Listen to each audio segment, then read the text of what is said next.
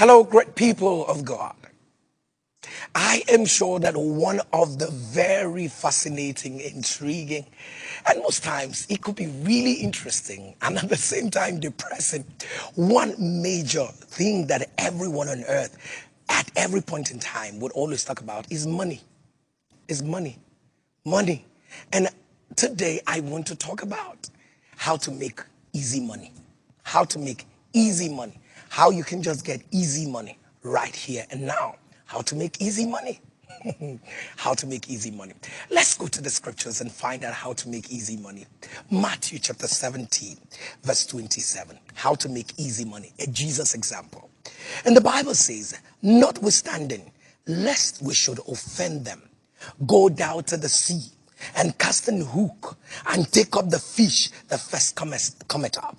And when thou hast opened his mouth, thou shalt find a piece of money, that take and give unto them for me and thee. How to make. Now, this is the most simple thing that you can ever imagine. How someone would just go to the sea, getting there, and of course you just get a fish and open the mouth, and then money is there waiting for you. How to make easy money. Are there some wise things that the Lord has laid up in there for us that if we do, then we can actually make easy money? Number one, Jesus sent a Peter, and Peter was a fisherman. Peter had the fishing skills. Peter had the fishing skills. First of all, now imagine Jesus sent someone like me and say, go to the sea, and then you're going to catch a fish. Trust me, I don't even know how to catch a fish. So if I would be bad for that, I don't have the skills. And the first thing Jesus was actually targeting were the skills. People of God, you can't make money without skills. You need to acquire a skill set for either your career, a skill set for ministry, a skill set. I know you've been praying, but go get you some skills. I know go get some skills.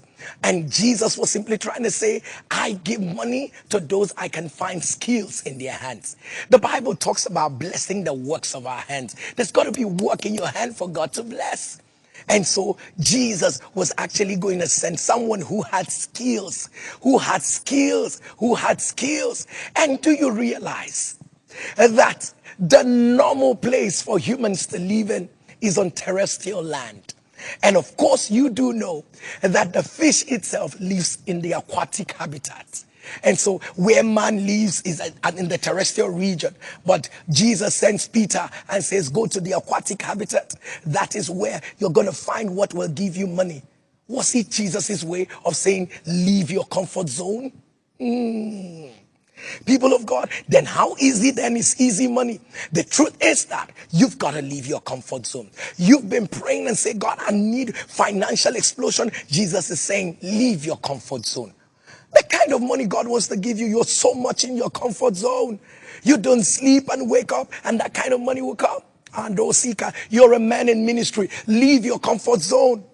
You are a career person. Leave your comfort zone. You open the shop all the time. Is there something more God would have you do? Is there one more line God would have you cross? Is there something else that God, is there another idea? Now, sometimes God needs you to leave your comfort zone so that the creative juices can come up, so that God can squeeze out something great out of you. You're a great man.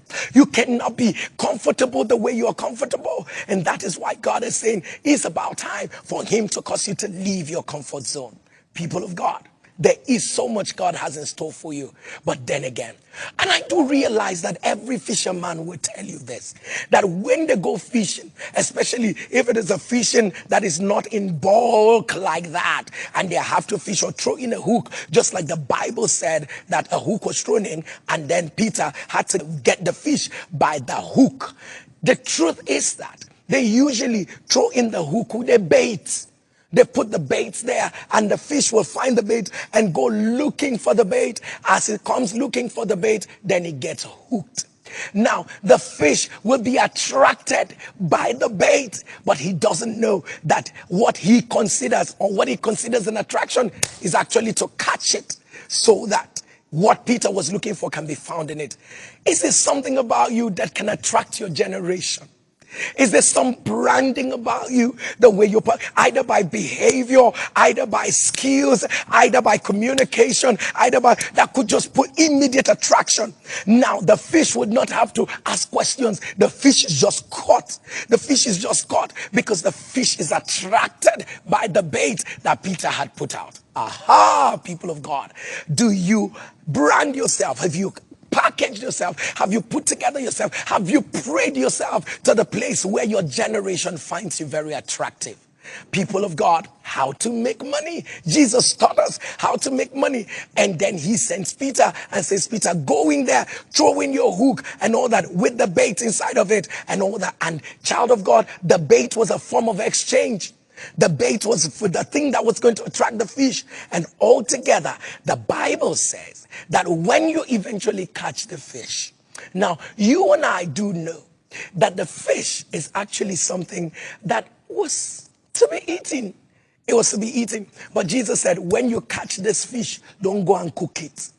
When you catch this fish, open the mouth. There is something I have put inside of this fish for you.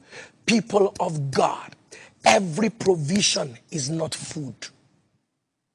Now, is not every provision. Every fish does not end up in the cooking pot. Sometimes there are times when God makes provision for you as a result of your skill. Ask God, is there something inside this provision that can multiply me for my next season? Do you realize the money that Peter needed was inside the fish? And then imagine that Peter said, I'm too hungry, sir. Can I just go and cook this fish and eat and all of that? Maybe he will find the money. Maybe he will not end up finding the money. But then again, he realized that there is a provision made. The provision was not made for me to sit back and cook a whole fish and enjoy it, or maybe fry it or roast it or do something, but it was because of the money inside of it. Oh my God. Jesus was such a master in teaching us about finances. And so you need to understand that some of those things that come and all that, please find out, is there a potential for multiplication? Is there a potential to solve a need? Not just a potential for me to be satisfied. And I want you to realize also, Jesus said, when you get that money in the fish, use it and pay for me and the rest of the others. For me and you, just go and pay for us. Pay all our taxes. Pay all our taxes. People of God, Jesus teaches another powerful lesson about your finances. Make sure your money is on assignment. Make sure your money is on assignment all the time.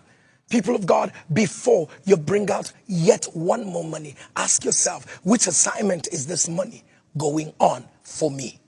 Can I say it again? Jesus said, listen, as you're getting this money, I've already assigned this money. It is not a free will. It is not for fizzy drink. It is not. Please, the next time you want to spend money, ask yourself, this money I want to spend now, what assignment is it going for? Is it going to bring diabetes? The money? Assignment? What is the assignment? Is it showing my recklessness? Is it showing my lack of prudence? But Jesus had to give the money an assignment. And the $1 million question is, the finances God has given to you, is it on assignment? The privilege that God has given you to handle money, is it on assignment? How did you misuse the last money and yet you're praying for a new one? When I look at you, I see that true riches cannot be committed into your hands because you know how to blow the ones that you have. And then Jesus says, listen, Peter, I know that I've done a miracle by asking you to go to the fish and get out money. But then again, the money is not just something for you to look back on and celebrate, I have money, but it is for an assignment. How to make easy money. The question really is, how easy is the easy money that Jesus makes happen? The final thing is that having a fish carry money is nothing but supernatural. Is nothing but supernatural. Having a fish carry money in its belly is nothing but supernatural. People of God, there is a part of financial increase that is supernatural. There's a part of financial increase that is associated with only with what God can make happen. Father, we thank you. Today, oh God, it's so intriguing to know you can bring out this depth of wisdom just from fish and money inside of it. Teach us, oh God, to abide by what you have said. In Jesus' name we pray. Amen.